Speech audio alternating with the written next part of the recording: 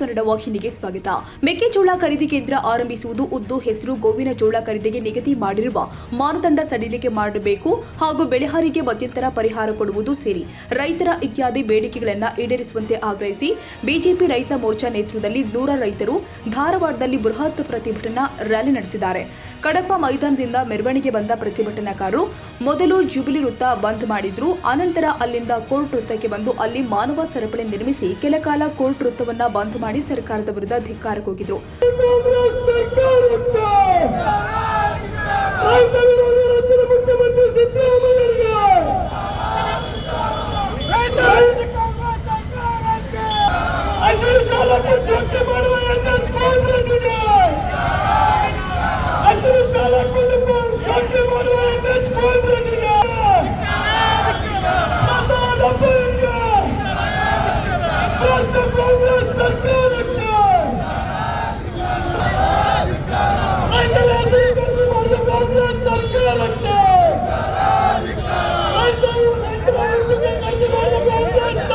ಆನಂತರ ನೇರವಾಗಿ ಜಿಲ್ಲಾಧಿಕಾರಿ ಕಚೇರಿಗೆ ಬಂದು ಧರಣಿ ಮಾಡಿದ್ದಾರೆ.